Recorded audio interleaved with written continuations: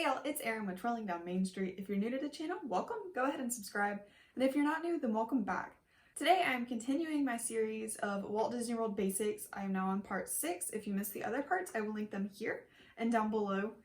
I was supposed to be talking about Disney hotels today, but I decided to switch and I'll do that next week. Today I wanted to talk about the Disney Park Pass Reservation System. The Park Pass Reservation System is something new that Disney started when they reopened after closing from the pandemic. This reservation system means that you have to have a reservation in addition to a ticket in order to get into one of the Disney parks. So even if you have a ticket, you still have to take the additional step and make a reservation for which park you want to go to that day. This system lets Disney know how many people they can expect and helps them with capacity limits so they can control how many people are in each park. Disney executives have confirmed that this reservation system is going to be around for a while, at least into 2022, so it's important that you understand this before your Walt Disney World vacation. So first up, you must have a valid ticket. I mean, this is normal.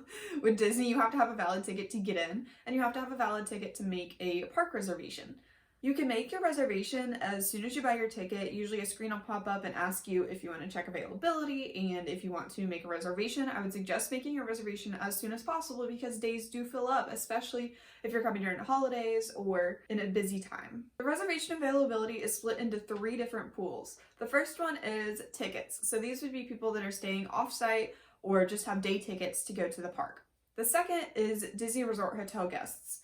This category is for people that are staying at select Walt Disney World hotels. You still have to have a valid ticket, but if you're a hotel guest, you have a separate pool of reservations that you can pull from when you're making your reservations for the parks. And the third is annual pass holders. Annual pass holders have their own pool of reservations and they can reserve up to 3 days of reservations. If you're a hotel guest, you can reserve up to as many days as you have tickets, and same if you just have tickets, you can reserve up to as many days as you have a valid ticket. Your second step after you have your valid ticket is to make sure that you look at the availability calendar. You might even want to do this before you're planning your trip, especially if your trip is coming up soon, because you don't want to get there and then not have the parks available when you want to go. I will put a link in the description on where you can find this reservation calendar, and there's a key to it. So if the square of the day you want to go is green, then that means all parks are available. That's great. That means you can reserve any park you want to go to. If it's yellow, that means only some parks are available. So you'll click on it and you can see which parks are available. Usually Magic Kingdom and Hollywood Studios book up first because those are the most popular parks right now. And if it's gray, like today is, then that means that there are no parks available. So you would not be able to purchase a ticket or visit a Disney park today if you did not previously have a park pass. That's the basics. We're now going to talk about park hopping. So if you have a park hopper ticket or if you are an annual pass holder, you can now park hop as of January 1 of 2021. Well, how does this work with the reservation system? So first you need to book a reservation for your first park that you plan on going to. So say you wanted to go to Magic Kingdom first, you would need to book a reservation for Magic Kingdom. After 2 p.m. you can then park hop to whichever park you would like to go to. You do not need to have a reservation for that second, third, or fourth park.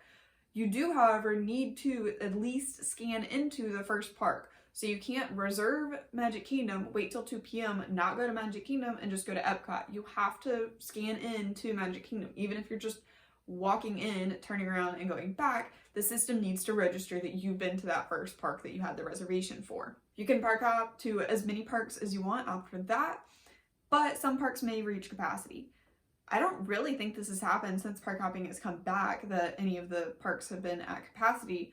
But you can check, I will link the link down below, where you can check to see if it's at capacity when you go to park hop. You can always get back into the first park that you had a reservation for since you were counted in the capacity for the park that day.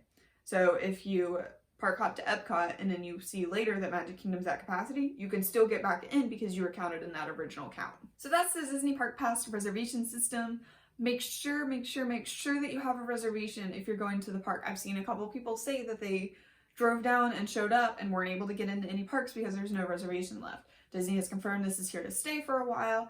I think this will get easier as capacity limits increase because there won't be such a cap on the number of reservations available, but we do know this is here to stay. So it's best that you know how to navigate this park reservation system to ensure a seamless visit to Walt Disney World. So next week I will cover Disney hotels And then after that, I'll be doing some videos on Disney Springs and Disney dining. If y'all want to make sure you see those videos, make sure to subscribe. Thank y'all so much for watching. Wear your sunscreen, stay hydrated, and we'll see you later.